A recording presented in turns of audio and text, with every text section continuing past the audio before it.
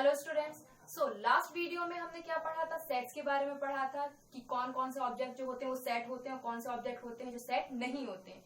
Representation of sets भी देखा था, सेट बिल्डर फॉर्म में कन्वर्ट करना और रोस्टर फॉर्म में कन्वर्ट करना। Now next topic is type of set. अब सेट के और कौन कौन से टाइप होते हैं वो यहाँ पे देखते हैं। तो यहाँ पे मैं आपको बताने वाली हूँ एक एम्प्टी सेट में, फाइनाइट सेट, इनफाइनाइट सेट और इक्वल सेट्स के बारे में। Let's start. Okay, so empty set, जैसा कि नाम से पता चल रहा है एम्प्टी, एम्प्टी मतलब खाली, ठीक है। तो क्या है बुक की डेफिनेशन में, a set which does not contain any element is called empty set. मतलब कि ऐसा सेट जिसमें कोई भी एलिमेंट कंटेन नहीं करता है, जिसमें कोई भी एलिमेंट नहीं होता है, वो कहलाता है एम्प्टी सेट, ठीक है। इसको जो डिनोट करते हैं वो हम करते हैं फाइव से। किससे? इसे हम क्या पढ़ते हैं? फाइव। क्या होता है यहाँ पे फाइव से इसको डिनोट करते हैं? तो एम्प्टी सेट को हम बोलते हैं नल सेट भी और वॉइड सेट भी। जिस सेट में कोई एलिमेंट ना हो वो एम्प्टी सेट, और इसको दर्शाते किससे हैं? फाइव से दर्शाते हैं। बट जैसे आपने अगर इस फाइव को पर अगर मैं ऐसे लिख दूं, ठीक है, ऐसे ब्रैकेट के अंदर फाइव लिख रही हूँ, तो ये एम्प्टी सेट नहीं कहलाएगा। याद रखना, कुछ लोगों से ऐसी बहुत गलतियां होती है कि जैसे हमने बताया कि एम्प्टी सेट को हम दर्शाते हैं, शो करते हैं फाइव से, तो फाइव एक एम्प्टी सेट है, नल सेट है। बट अगर यदि इसको मैं ऐसे ब्रैकेट के अंदर फाइव लिखूंगी तब ये एम्प्टी सेट नहीं कहलाएगा। क्यों? क्योंकि अब ये क्या हो गया, ये एक एलिमेंट बन गया ना। और एम्प्टी सेट क्या कहता है? इसमें कोई भी एलिमेंट ना हो, वो कहलाता है एम्प्टी सेट। पर ये हमने क्या लिख दिया, हमने इसको सेट के अंदर लिखा। ब्रैकेट के अंदर लिखने का मतलब क्या है कि अब ये क्या हो गया, सेट के अंदर हो गया, ठीक है। फाइव भले एम्प्टी सेट है पर वो एक एलिमेंट अब बन गया, क्योंकि इसको हमने किस में लिखा है? ब्रैकेट में लिखा है। तो five is the element of the set. तो फाइव एक यहाँ पे एलिमेंट का काम कर रहा है, तो फिर वो सेट कहला गया। सेट वही कहलाता है इसमें एलिमेंट होते हैं, पर एम्प्टी सेट कहता है इसमें कोई एलिमेंट ना हो। तो इसीलिए कभी भी फाइव को ब्रैकेट के अंदर ऐसे मत लिखना, नहीं तो ये फिर एम्प्टी सेट नहीं कहलाएगा। सिर्फ फाइव कहलाता है एम्प्टी सेट, ठीक है। फाइव अगर कोई सेट दिया है तो यहाँ फाइव क्या कहलाएगा? एम्प्टी सेट कहलाएगा। बट अगर आप यहाँ पे ब्रैकेट के अंदर, सेट के अंदर फाइव को लिखते हैं तो फिर वो क्या बन गया? एलिमेंट बन गया। और अगर किसी भी सेट में फिर अगर एलिमेंट आ गया तो फिर वो सेट भी बन गया। तो ये गलती नहीं करेंगे, सिर्फ फाइव से दर्शाते हैं। चलिए, अब बात यहाँ पे ये आती है कि हमने तो बोल दिया कि फाइव क्या है, एम्प्टी सेट क्या है, इसमें कोई एलिमेंट ना हो। अगर ये चीज आपको पहचानने को दी जाए, कोई स्टेटमेंट अगर आपको लिखा, पूछा जा रहा है क्या ये एम्प्टी सेट है या नहीं है, तो कैसे पता करेंगे? मैं यहाँ पे एक सेट लिखती हूँ, set A x such that x square equals to 4 and x is odd. ये समझ में आ रहा है जो मैंने बिल्डर फॉर्म में लिखा हुआ है? क्या मैंने लिखा है कि यहाँ पे the set of all x, जहाँ एक्स स्क्वायर जो है इक्वल्स टू 4 है, ठीक है। साथ ही मैंने लिख दिया कि जहाँ एक्स जो है वो क्या है? ऑड है, कोई ऑड नंबर है। अब एक आप बताओ कि एक्स स्क्वायर इक्वल्स टू 4 मैंने लिखा, ठीक है, और यहाँ पे मैं एक्स को क्या बता रही हूँ? ऑड बता रही हूँ। ऑड नंबर आपको पता है 1, 3, 5, 7, 9, ठीक है, ये सारे और आगे, तो ये सारे क्या है? ऑड नंबर होंगे। तो यहाँ जब ये बोल दिया उसने, जब मैं ऐसा सेट बना रही हूँ जिसमें ये बता रही हूँ कि एक्स स्क्वायर बराबर है 4 के, जहाँ एक्स क्या है? एक ऑड नंबर है। तो अगर मैं यहाँ पे कोई भी ऑड नंबर लिखती हूँ, तो जैसे 1 स्क्वायर लिखा, तो क्या मुझे 4 मिलेगा? क्या नहीं, मुझे 1 ही मिलेगा ना। 1 स्क्वायर क्या मिलता है? 1 मिलता है। साथ ही अगर यदि मैं अब 3 लेती, क्योंकि ऑड ही लेना है, तो 3 स्क्वायर जब करूंगी तो भी मुझे यहाँ पे क्या मिलेगा? 9 मिलेगा, पर 4 किसी भी कंडीशन में नहीं मिलेगा। इससे क्या पता चला कि अगर ये स्टेटमेंट में लिख रही हूँ, एक ऐसे इक्वेशन अगर मैं बना रही हूँ कि एक्स स्क्वायर इक्वल्स टू 4, और जहां ये भी बोल दिया मैंने कि एक्स हमारा कोई ऑड ही नंबर होना चाहिए, तो फिर ये पॉसिबल तो नहीं है ना। किसी ऑड नंबर के लिए आपको 4 मिल सकता है क्या? किसी ऑड नंबर का अगर आप स्क्वायर करोगे तो क्या 4 मिलेगा? नहीं मिलेगा। तो वही बात आ गई कि ये जो स्टेटमेंट होते हैं आपको आपकी बुक में इस तरीके के अगर स्टेटमेंट मिलते हैं जो सेटिस्फाई ही नहीं करता उसके लिए, तो वो एम्प्टी सेट कहलाए, क्योंकि अब इसमें कोई भी एलिमेंट नहीं आ सकता ना, क्योंकि ये तो क्या हो गया, ये सेट, यहाँ पे हम कुछ ऑड नंबर लिखकर 4 ला नहीं सकते हैं। तो ऐसे सेट अगर आपको दिखेंगे, ठीक है, अगर इस तरीके की सेट आपको दिए होंगे तो ये सेट क्या कहलाएंगे? एम्प्टी सेट कहलाएंगे। अब हमारा नेक्स्ट टॉपिक है फाइनाइट सेट्स। तो फाइनाइट सेट्स क्या कहलाते हैं? ऐसे सेट जिसके एलिमेंट्स को हम क्या कर सकते हैं? गिन सकते हैं, मतलब कि वो डिफाइन हो, जिसके बारे में हम क्या बोले। फॉर एग्जाम्पल अगर मैं आपको बताऊं यहाँ पे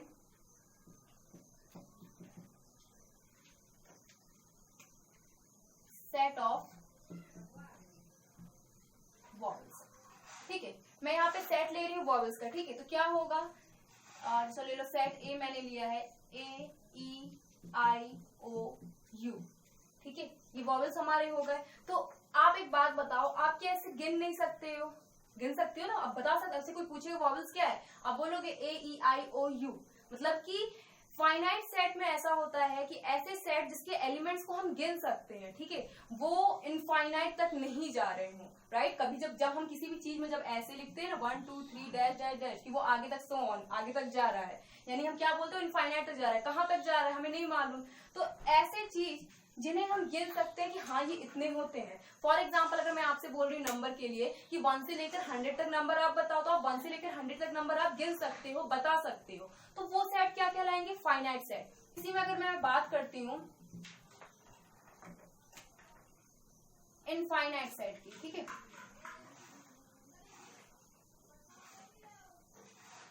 इनफाइनाइट सेट जस्ट अपोजिट। देखिए इसमें कुछ बताने जैसा है नहीं, क्योंकि एक लाइन में समझने वाली बात होती है।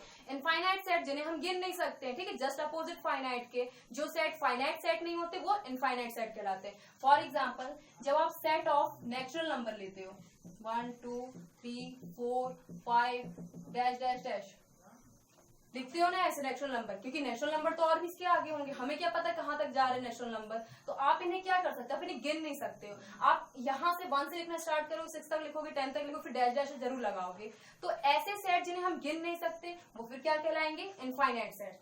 सेट इक्वल सेट, ठीक है। अब इक्वल सेट्स में मैं आपको एग्जाम्पल से बता दे रही हूँ किसे इक्वल सेट्स कहते हैं।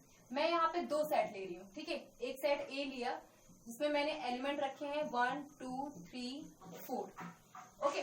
सेट ए के एलिमेंट क्या है 1 2 3 4।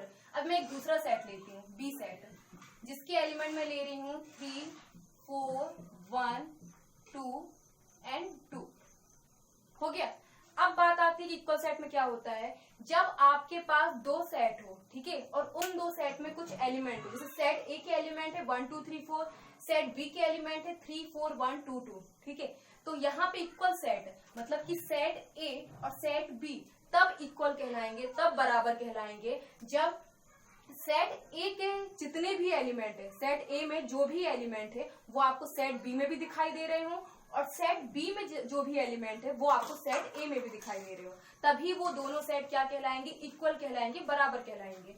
समझ में आई यहाँ पे क्या हमने बताया कि इक्वल सेट्स कैसे कहलाते हैं। आपके पास 2 सेट होने चाहिए, ठीक है, जैसे मैंने सेट ए और सेट बी लिया, तो किसी सेट ए में जो एलिमेंट मैं जो ले रही हूँ, ठीक है, जैसे 1 2 3 4 मैंने एलिमेंट लिए, तो ये एलिमेंट मुझे सेट बी में भी दिखने चाहिए, ओके।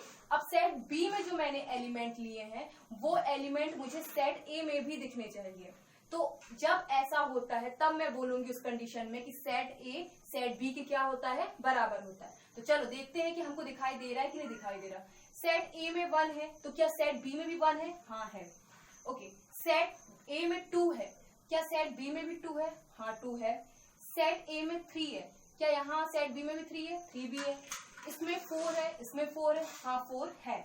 अब यहाँ पे 2 सवाल बनते हैं आप लोगों के कि यहाँ पे 2 जो है वो 2 बार लिख गया, ठीक है, और इनके ऑर्डर तो चेंज है। तो ये मैंने आपको लास्ट वीडियो में बताया था कि जब भी हम सेट लिखते हैं, कोई किसी का भी अगर किसी एलिमेंट के हम अगर सेट बना रहे हैं वहां पे, तो उसके क्या बोलते हैं, उसके एलिमेंट्स रिपीट नहीं करने चाहिए, ठीक है। और अगर रिपीट हो जाते हैं तो भी कोई इससे फर्क नहीं पड़ता है। ये 2 अगर 2 बार भी लिख गया है तो इससे कोई फर्क नहीं पड़ता है, लिख गया तो लिख गया, पर 2 तो मिल रहा है ना, 2 इसमें भी और 2 इसमें भी, चाहे 2 बार मिले या 3 बार मिले, ये फर्क नहीं पड़ रहा है इसमें। साथ ही साथ मैंने ये भी बताया था कि कोई जरूरी नहीं है कि आपको एलिमेंट जो हो वो सीक्वेंस वाइज ही हो, ठीक है, उसके ऑर्डर चेंज हो सकते हैं। जरूरी नहीं कि ये 1 2 3 4 है तो ये भी 1 2 3 4 हो, ये 3 4 1 2 भी हो सकता है, ठीक है। ये आप सारी चीजें हम बता चुके हैं। बस ध्यान क्या रखना है आपको कि जो एलिमेंट एक सेट में दिखाई दे रहे हैं वही एलिमेंट दूसरे सेट में भी दिखाई दे, और जो एलिमेंट दूसरे सेट में दिखाई दे रहे हैं वो पहले एलिमेंट में भी दिखाई दे रहे हैं। तो उस कंडीशन में ये सेट कैसे हो गए, इक्वल सेट कहला गए। अब मान लेते हैं कि इक्वल सेट कौन से नहीं कहलाएंगे, जैसे मान लो इसी में बता दे रहे हैं, फिर चलो दूसरा ले लेते हैं। यहाँ मैंने ले लिया AEIOU, ले लिया मैंने वॉवल्स।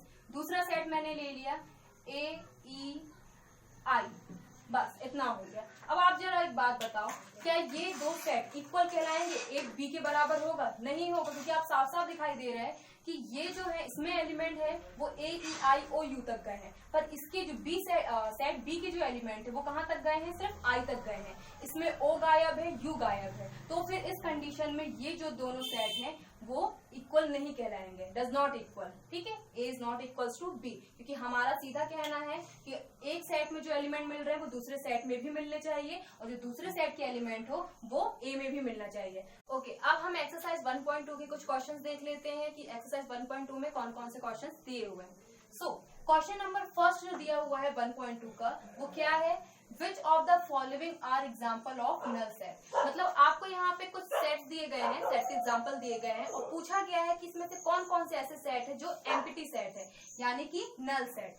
एम्प्टी सेट को ही नल सेट कहते हैं। सो फर्स्ट जो आपको दिया हुआ है, फर्स्ट में set of odd natural number divisible by 2, यानी कि आपसे क्या बोल रहा है, आपको नेचुरल नंबर बताना है, वो भी कैसा natural number, odd natural number जो 2 से डिविजिबल हो। तो ये तो साफ साफ दिखाई दे रहा है कि ये क्या होगा, नल सेट होगा।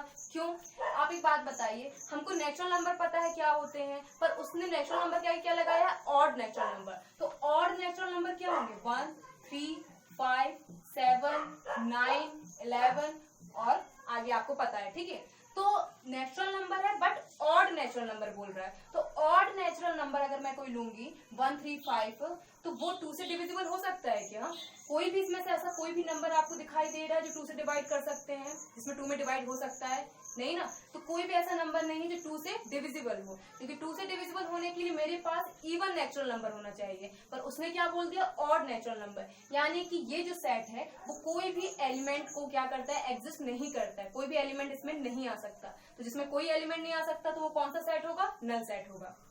ओके, सेकंड क्या दिया है, set of even prime number. अब यहाँ पे वो बोल रहा है कि आपको सेट बताना है इवन प्राइम नंबर के लिए, तो ये सही है, ये क्या होगा, null set, sorry is not null set,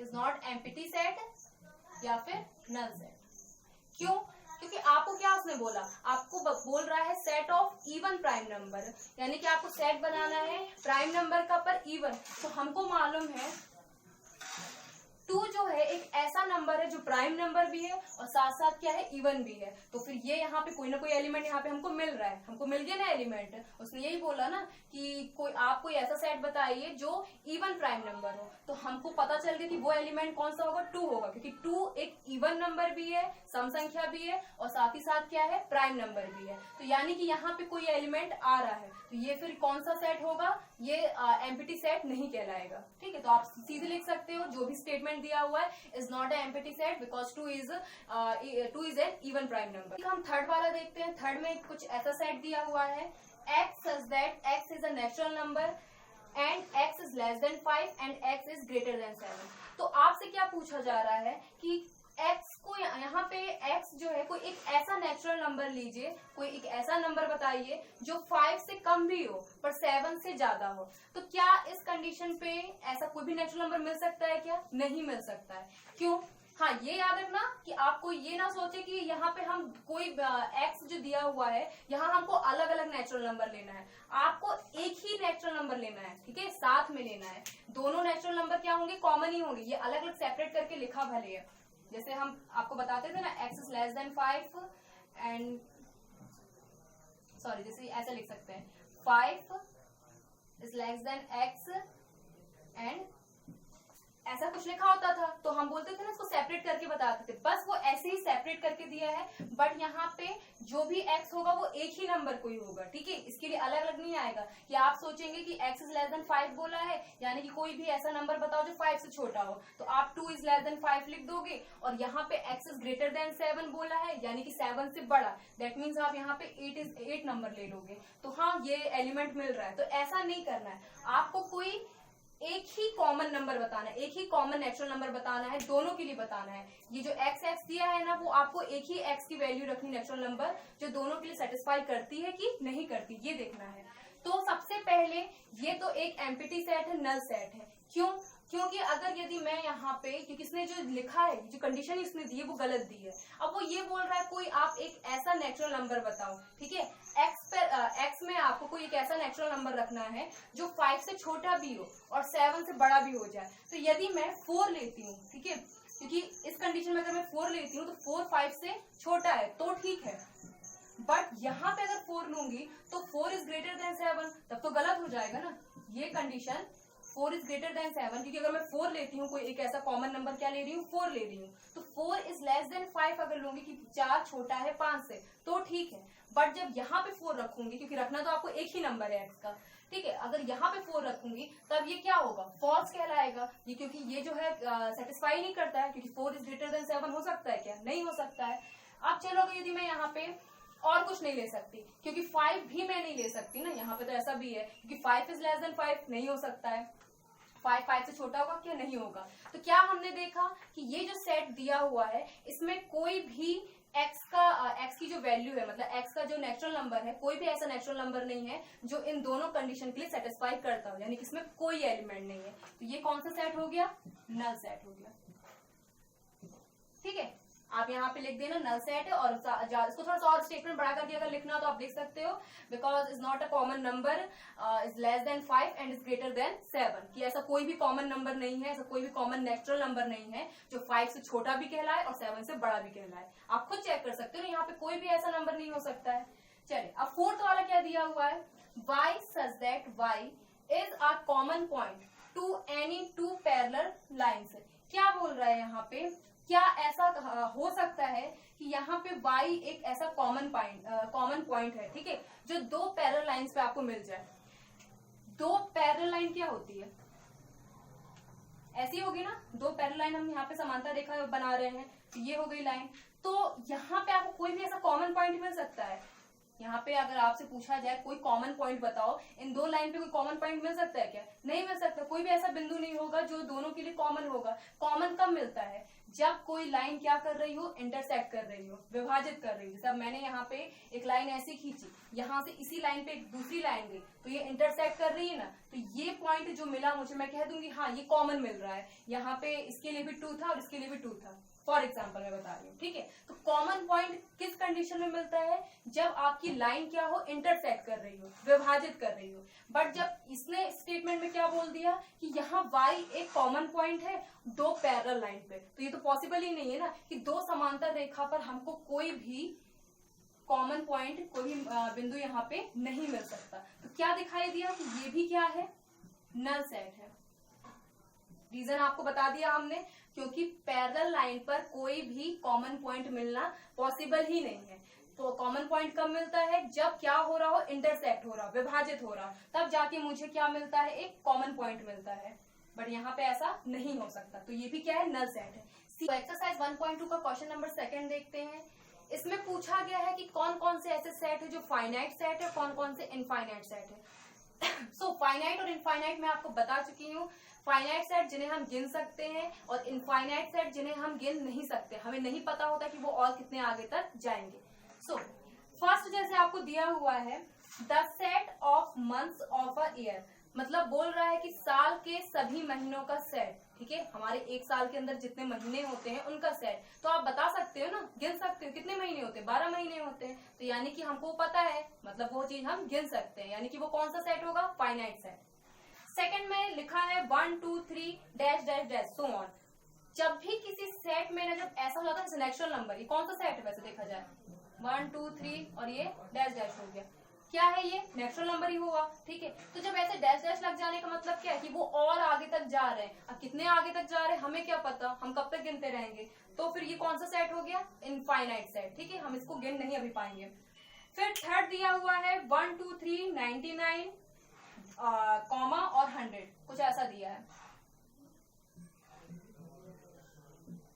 1 2 3 dash 99 और 100, तो ये कौन सा सेट होगा, फाइनाइट सेट होगा। बता रहे हैं इसमें क्या हो सकता है, आप सोचें यहाँ तो डैश डैश लगा, तो ये भी इनफाइनाइट होना चाहिए, ये इनफाइनाइट अब नहीं हो सकता, क्योंकि उसने 1 से बोला है और बोला है 100 तक लिखने के लिए। आप 1 से 100 तक के नंबर्स लिख सकते हो, ठीक है। वो जब यहाँ ऐसे डैश डैश लगा देता, फिर ब्रैकेट यहाँ पे क्लोज करता, तो वो इनफाइनाइट कहला जाता, यानी कि 100 से क्या करना है, आगे तक करना है। पर जब उसने 100 के बाद कोई डैश डैश नहीं लगाया, सिर्फ क्या बनाया है, ब्रैकेट बनाया है, तो यानी कि वो उससे यहाँ पे क्लोज करने का मतलब ये है कि वो बोल रहा है कि 1 से लेकर 100 तक आप नंबर्स लिखो, तो आप वो नंबर्स लिख सकते हो, गिन सकते हो, यानी कि वो कौन सा सेट होगा, फाइनाइट सेट होगा। फिर फोर्थ दिया है आपको the set of positive integers greater than 100। क्या बोला है उसने कि आपको बताना है यहाँ पे जो सेट है वो पॉजिटिव नंबर्स बताने हैं और वो भी 100 से ज्यादा, ठीक है, पॉजिटिव इंटीजर्स और 100 से ज्यादा। तो ये इनफाइनाइट सेट होगा क्योंकि 100 से ज्यादा पॉजिटिव इंटीजर्स तो बहुत होंगे ना, 101, 102, 103, पता नहीं कहाँ तक जाते जाएंगे, हमें क्या पता, हम गिन नहीं पाएंगे। तो वो कैसे सेट हो गए, इनफाइनाइट सेट। फिर दिया है last the set of prime numbers less than 99। अब आपको प्राइम नंबर के सेट बताने हैं वो भी 99 से कम, तो वो आप बता सकते हो, ठीक है। सिर्फ उसने, क्योंकि उसने यहाँ पे लिमिट दे दी ना, होता है ना जब किसी चीज की लिमिट दे दी गई हो, सीमा बता दी कि हमें यहीं तक करना है, तो वो फाइनाइट होता है। पर जिस चीज की लिमिट ही नहीं है तो वो क्या होता है, इनफाइनाइट होता है। तो उसने बोला है प्राइम नंबर्स लिखने के लिए और वो भी 99 से कम होने चाहिए। तो 99 से कम जितने भी प्राइम नंबर्स होते हैं आप लिख सकते हैं। तो जो चीज हम लिख सकते हैं जिसकी लिमिट हमें दे दी गई है तो वो कौन से सेट हुए, फाइनाइट सेट हुए। 1.2 का question number 3। So question number 3 में भी आपको फाइनाइट और इनफाइनाइट ही पहचानने के लिए बोला गया है। तो इसमें फर्स्ट क्या दिया गया है, the set of lines which are parallel to the x axis. मतलब क्यों क्या बोल रहा है कि एक्स एक्सिस के पैरेलल हम लाइंस का सेट बताना है, तो वो फाइनाइट होगा कि इनफाइनाइट होगा। देखो सीधी सी बात है, ये कौन सा एक्सिस है हमारा, एक्स एक्सिस होता है और ये वाई एक्सिस। तो उसने बोला है सिर्फ एक्स एक्सिस के पैरेलल, मतलब उसके एक्स एक्सिस के समांतर आपको लाइंस ड्रॉ करनी है। ये लो एक लाइन मैंने ड्रॉ करी, एक लाइन ये भी ड्रॉ करी, एक लाइन ये ड्रॉ करी, ऐसे तो मैं बहुत सारी लाइन क्या कर सकती हूँ, ड्रॉ कर सकती हूँ ना। तो ये क्या हो गया, अनकाउंटेबल हो गया, मतलब किसी अब मैं गिन नहीं सकती। अब जिसे मैं गिन नहीं सकती तो यानी वो कहाँ तक जा रहा है, इनफाइनाइट तक जा रहा है। तो कौन सा सेट हुआ, ये इनफाइनाइट सेट। सेकेंड में बोला है the set of letters in the English alphabet. तो ये फाइनाइट सेट होगा, इसमें बताने की जरूरत नहीं है। इंग्लिश अल्फाबेट कितने होते हैं, 26, गिन सकते हैं, तो ये फाइनाइट सेट। थर्ड है the set of numbers which are multiple of 5। अब 5 के मल्टीपल्स, मल्टीपल आप समझते हो ना, 5 के मल्टीपल्स मतलब 5 की टेबल, 5 1 5, 2 10, 3 15, 4 10, कितना पता नहीं आगे तक जाता जाएगा। तो 5 के मल्टीपल्स के सेट कैसे होंगे, फाइनाइट के इनफाइनाइट, इनफाइनाइट, क्योंकि 5 के मल्टीपल सिर्फ 50 तक नहीं खत्म होते ना, वो 11 जा, फिर 12 जा, फिर 13 जा, फिर बहुत आगे तक वो जाते जाते हैं। सो ये कौन सा सेट हुआ, इनफाइनाइट सेट। फिर फोर्थ आपको दिया हुआ है the set of animals living on the earth. अच्छा, अब ये जो सेट है थोड़ा सा कंफ्यूजिंग हो जाता है, इसको कई लोग कई तरीके से बताते हैं।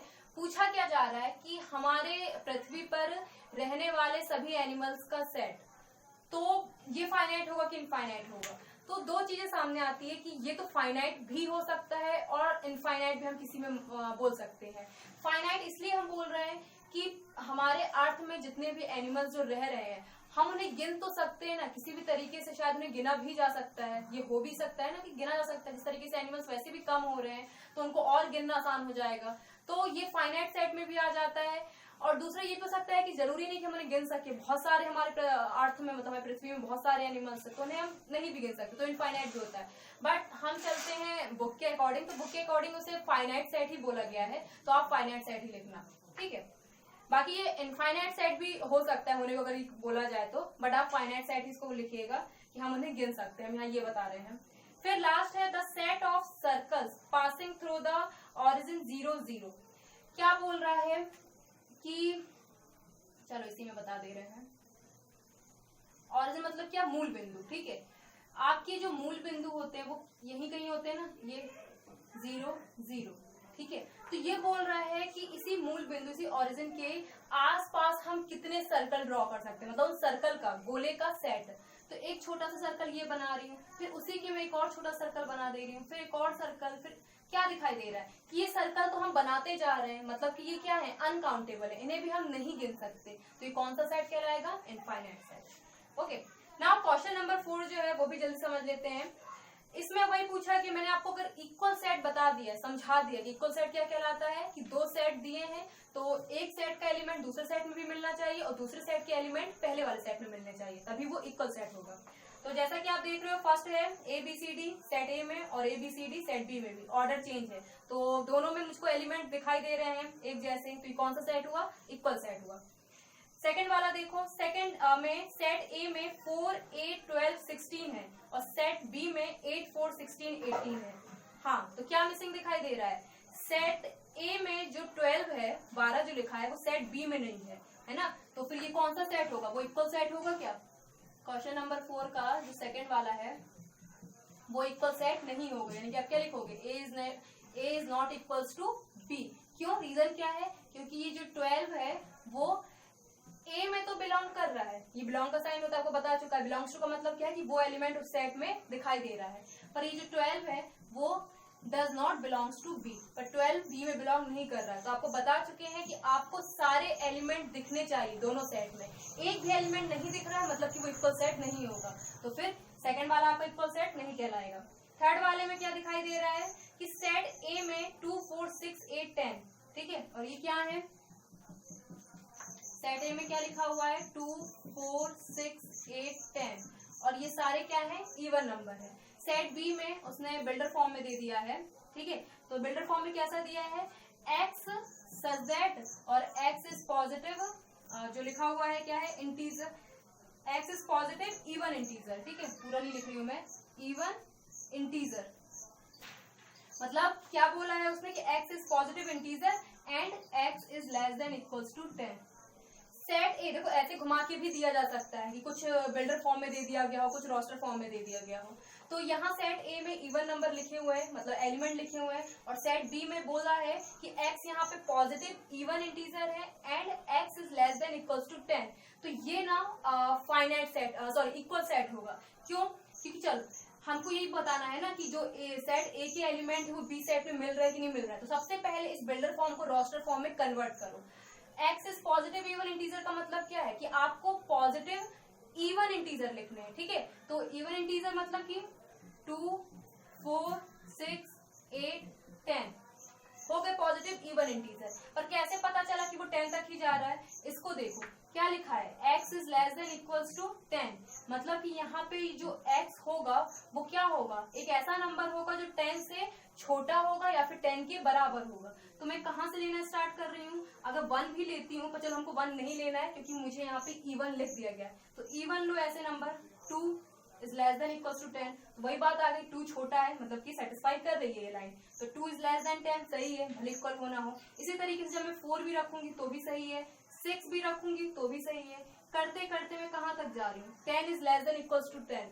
तो इस कंडीशन में भी ये सही है कि नहीं है? क्योंकि भले 10 से छोटा नहीं है पर बराबर तो है, इसलिए इक्वल का साइन लगा है। तो यानी कि ये जो स्टेटमेंट, जो ये जो लिखा हुआ है, जो लाइन, वो सही है ना। तो 2, 4, 6, 8, 10 हम इसको जब बिल्डर फॉर्म, रोस्टर फॉर्म में कन्वर्ट करेंगे तो ऐसा लिख सकते हैं। तो इससे क्या पता चला कि सेट ए के जितने भी एलिमेंट है वो सेट बी में दिखाई दे रहे हैं, और सेट बी के जितने एलिमेंट है वो सेट ए में दिखाई दे रहे हैं। जब ऐसा कुछ मिल जाए आपको कि बिल्डर फॉर्म में दिया है ना और एक दूसरा सेट रोस्टर फॉर्म में दिया है, तो बिल्डर फॉर्म वालों को भी रोस्टर फॉर्म में कन्वर्ट करना, फिर देखना एलिमेंट मिल रहे हैं कि नहीं मिल रहे हैं। आगे दिया हुआ है question number 4, x such that x is a multiple of 10। Okay, एक सेट दिया हुआ है जिसमें बिल्डर फॉर्म में है, और दूसरा सेट दिया है 10, 15, 20, 25, 30 डैश डैश तक, ठीक है। तो ये सेट जो है वो इक्वल सेट नहीं है। क्यों नहीं, हम बता दें। जो सेट ए जो दिया हुआ है उसको जब आप रोस्टर फॉर्म में कन्वर्ट करोगे तो आप 10 के मल्टीपल्स लिखोगे, तो 10 के मल्टीपल्स 10 होगा, 20 होगा, है ना, 30 भी होगा, तो पर 15 नहीं होगा, 15 नहीं होगा ना, 10 का मल्टीपल 15 नहीं होगा। पर सेट बी में 15 दिया हुआ है ना। कौन सा क्वेश्चन नंबर 4, सेट बी में क्या दिया हुआ है? 15 दिया है, but 15 does not belongs to A. 15 जो है वो ए में बिलोंग नहीं करेगा क्योंकि 10 के मल्टीपल्स में 15 फिर नहीं आएगा। तो उस कंडीशन में क्या पता चला कि सेट ए सेट बी के इक्वल नहीं है, क्योंकि एक भी 5। सो क्वेश्चन नंबर 5 में भी आपको यहाँ पे क्या बताना है? इक्वल सेट्स ही बताने हैं। पेयर दिए हुए हैं, मतलब 2 सेट्स आपको दिए हुए हैं, और बताना है कि सेट ए सेट बी के इक्वल है कि नहीं है। बट क्या बताना है इसमें? गिव रीजन, मतलब आपको रीजन भी देना है कि आखिर वो क्यों नहीं है और आखिर वो क्यों है उसके लिए। तो जैसा कि फर्स्ट आपको दिया हुआ दिखाई दे रहा है, सेट ए कितना दिया है? 2, 3 एलिमेंट दिए हैं। सेट बी आपको किस फॉर्म में दिया है? बिल्डर फॉर्म में दिया है। तो मैं आपसे बार बार बोल रहा है उसको हमेशा सॉल्यूशन मतलब करके या फिर उसको रोस्टर फॉर्म में कन्वर्ट करो। तो दिया क्या है सेट बी में? X such that x is a solution of x square plus 5x plus 6 equals to 0। तो ये आ गया आपका क्वाड्रेटिक इक्वेशन, है ना। तो सबसे पहले हमको क्या काम करना होगा, ये जो दिया हुआ है x is a solution of, हमको इसका पूरा सॉल्यूशन निकालना है। ये जो इक्वेशन दिया हुआ है इसका आप सॉल्यूशन निकालोगे। अपने आंसर में भी ये ऐसा आपको पूरा सॉल्यूशन निकाल के दिखाना भी पड़ेगा। सीधे नहीं लिख दोगे कि ए इक्वल्स टू बी, ये इक्वल सेट है। जो अभी आपको मैंने करवाया क्वेश्चन नंबर 4, उसमें अगर आप बस दोगे ये इक्वल सेट है डायरेक्ट तो वो चलेगा, पर इसमें आपको रीजन देने पड़ेंगे। तो जैसे कि ये दिया हुआ है x square plus 5x plus 6, तो क्वाड्रेटिक इक्वेशन आप सब लोगों से बनते हैं। तो मैं यहाँ पे थोड़ा निकाल के बता दे रही हूँ, आप अपनी कॉपी में निकाल लेना, बट मैं यहाँ पे निकाल के सीधे यहाँ लिख दूंगी, ठीक है। 5x प्लस 6 ये सबसे बनता है, 10th क्लास तक सबने सीखा है, तो मैं डायरेक्ट कर दे रही हूँ। कैसे होगा ये 6x स्क्वायर, यानी कि हमको दो ऐसे नंबर लेने हैं, 2x प्लस 3x प्लस 6। तो वो दो नंबर्स क्या होंगे, 2 और 3 होंगे। 3 2 जा 6 और 3 2 5 मिला है। बना लो, यहाँ पे क्या कॉमन निकल रहा है इन दोनों में, x प्लस 2, इन दोनों में क्या कॉमन निकल रहा है 3x प्लस 2 इक्वल्स टू 0, यानी कि x प्लस 2 और x प्लस 3। तो इनको जब मैं इक्वल रखूंगी 0 के बराबर, तो x की एक वैल्यू मिलेगी -2 और एक वैल्यू मिलेगी -3। हो गया, यहाँ पे मैं लिख दे रही हूँ, ज्यादा है तो a इक्वल्स टू 2 3 था, और जब मैंने इसको पूरा सॉल्व कर लिया तो मुझे b कितना मिल रहा है -2 और -3। हो गया, आप ऐसा यहाँ पे सॉल्व कर लेना, मैं यहाँ पे ऐसे करके बता दी हूँ। तो -2 और -3 मिल रहा है, और यहाँ पे 2 और 3 मिल रहा है। साफ समझ में आ रहा है यहाँ पे कि ये इक्वल सेट नहीं होगा, क्योंकि इक्वल सेट में क्या होना चाहिए, जो सेट ए के एलिमेंट है वो सेट बी में दिखाई दे, और जो सेट बी के एलिमेंट है वो सेट ए में हमें दिखाई दे। पर यहाँ -2 है, पर यहाँ +2 है, यहाँ -3 है, यहाँ +3 है, तो चेंज हो गया। तो इसका मतलब क्या हो गया, that is A is not equals to B. A और बी कैसे होंगे, इक्वल सेट नहीं होंगे। अब इसी का क्वेश्चन नंबर अगर मैं सेकंड देखती हूँ, ये आप भी कर लेना अपने कॉपी में ऐसे क्वाड्रेटिक इक्वेशन सॉल्व करके। सो बी में देखो क्या दिया हुआ है, सेट ए में बोला गया है x such that x is a letter in the word FOLLOW, follow, ठीक है। एक वर्ड दिया हुआ है फॉलो, और दूसरे सेट में भी दिया हुआ है letter in the word wolf, WOLF। अब इसमें क्या होगा, ये भी आपको बिल्डर फॉर्म में दिया, रोस्टर फॉर्म में कैसे करोगे। मैंने एक आपको याद होगा, मैंने आपको एक सेट बताया था, जैसे SC स्कूल को अगर आपको सेट में बनाना हो तो कैसे बनाओगे, ठीक है ना, कि हम चीजों को रिपीट, अगर एलिमेंट अगर एक दो रिपीट हो रहे हैं तो उनको हम एक ही बार लिखेंगे, और ऑर्डर भी चेंज हो सकते हैं, ये बताया था। सेम चीज है यहाँ पे भी। तो अगर यदि ये फॉलो को अगर यदि मैं सेट में बनाऊंगी, ठीक है, समझना, FOLLOW, इसको अगर सेट में लिखूंगी तो F लिखूंगी, कॉमा लगाया, O लिखूंगी, फिर LL है, मतलब रिपीट हो रहा है एलिमेंट, तो उसको सिर्फ मैं एक बार भी लिख सकती हूँ, FL। फिर O लिखूंगी, क्या नहीं लिखूंगी, क्योंकि O भी यहाँ पे 2 बार रिपीट हो रहा था। तो जब हम सेट बनाते तो हमने क्या बोला कि एलिमेंट्स रिपीट ना हो, लिख भी दोगे तो टेंशन नहीं है, पर अगर ना लिखो तो ज्यादा बेस्ट है। और W लिख दिया मैंने इसको सेट के रूप में। अब सेट बी देखो, इसको भी हम कैसे बनाएंगे, वॉल्फ लिखा हुआ है, W फिर OLF। बहुत इजी होता है जब ऐसे वर्ड्स दिए होते हैं ना लेटर्स में, तो उनका सेट बहुत इजी होता है बनाना। जैसा दिया मैंने वैसे ही बनाया। हाँ, जो एलिमेंट अगर जो लेटर रिपीट हो गया हो तो उसको हम एक बार लिखते हैं। अब दोनों को चेक करो, FOLW, F इसमें है, इसमें कहीं है, O इसमें है, L है, इसमें L है, W है, इसमें W है। क्या दिखाई दे, बिल्कुल सेम दिखाई दिए ना, क्यों एक बराबर ही दिखाई दे रहे हैं, बस ऑर्डर चेंज हो गया है। यानी कि ये जो हमारा सेकंड वाला होगा वो कैसा सेट होगा, इक्वल सेट होगा, A इक्वल है B के। तो इस 6 तो आपका जो लास्ट एक्सरसाइज 1.2 का जो लास्ट क्वेश्चन है, क्वेश्चन नंबर 6, उसमें क्या करना है, from the sets given below select equal sets. तो आपको कुछ सेट्स दिए होंगे, ठीक है, मैंने यहाँ पे एलिमेंट्स नहीं लिखे हैं, वो आप जब देख लोगे अपनी बुक में तो समझ में आ जाएगा। A सेट से लेकर H सेट तक के कुछ आपको सेट्स के एलिमेंट दिए गए हैं, तो उसमें से आपको सिलेक्ट करके बताना है कि कौन से ऐसे सेट हैं जो इक्वल सेट बना रहे हैं। सबसे पहली बात हमारे दिमाग में आना चाहिए कि इक्वल सेट क्या होते हैं। इक्वल सेट ऐसे जिसमें इक्वल सेट्स के लिए हमें कितने सेट्स की जरूरत होती है, 2 सेट्स की। तो दो सेट्स हमें ऐसे देखने हैं जिनके एलिमेंट्स बिल्कुल सेम दिखाई दे रहे हैं, ठीक है। फॉर एग्जाम्पल से मान लो A सेट में कुछ एलिमेंट है, ठीक है, और वो सेट A के जो एलिमेंट है वो शायद आपको H सेट के एलिमेंट से बिल्कुल सेम टू सेम मिल रहे हो। जो A में एलिमेंट है वही H में भी है, और वही जो H में है वही A में भी दिखाई दे रहा है, और बाकी किसी में नहीं दिखाई दे रहा है, सेम टू सेम। तो फिर वो आप क्या लिख दोगे कि A इक्वल H, मतलब A बराबर है H के। यानी कि 2 सेट इक्वल मिल गए। तो यही बताना है इसको, जो लास्ट क्वेश्चन नंबर 6 उसमें, कि आपको खुद सिलेक्ट करना है, देखना है कि कौन कौन से सेट हैं, मतलब इक्वल सेट बताने के लिए आपको 2 सेट की जरूरत पड़ेगी। तो 2 सेट्स को कंपेयर करना कि कौन कौन से 2 ऐसे सेट है जिसके एलिमेंट सेम टू सेम आपको उसमें मिल रहे हैं, कि जो एक सेट के एलिमेंट है वही दूसरे सेट में मिल रहे हैं कि नहीं मिल रहे हैं, और जो दूसरे सेट के एलिमेंट है वो पहले सेट में मिल रहे हैं कि नहीं मिल रहे हैं। तो वो आप ऐसे देखोगे और वहां पे लिख दोगे उन 2 सेट्स को और दिखा दोगे कि A set A is equal to set H. For example यहाँ पे ए और एच मैंने बताया, आप खुद देख लेना कौन से सेट है जो इक्वल दिखा रहे हैं। अब आती है इंपॉर्टेंट बात, ये प्रॉपर नोट्स बनाने के लिए। तो जितना मैंने एक्सरसाइज में अभी तक करवाया था उसके नोट्स आपको बनाना है, तो उसके लिए सबसे जरूरी क्या है, आपके पास बुक होनी। ठीक है, तो मैथ्स की आपको एनसीईआरटी की ही बुक लगेगी। तो एनसीईआरटी की बुक आप सबको खरीद लेनी, ताकि आप जितना भी यहाँ पे करवाया जा रहा है, जैसे कुछ चीजें मैं शॉर्ट में अगर बता देती, क्वेश्चंस नहीं लिखती हूँ, तो नोट्स बनाने के लिए आपको बुक की जरूरत पड़ेगी। तो एनसीईआरटी की बुक खरीदनी है, आपको लेनी है। फॉर रीजन अगर आपके पास बुक अभी नहीं है अवेलेबल, तो डिस्क्रिप्शन पे मैंने कुछ लिंक शेयर की है, उस पर आप क्लिक करोगे तो आपको वहाँ पे एनसीईआरटी के मैथ्स के जितने चैप्टर्स है, एक्सरसाइज वहाँ पे अवेलेबल मिल जाएंगे। तो डिस्क्रिप्शन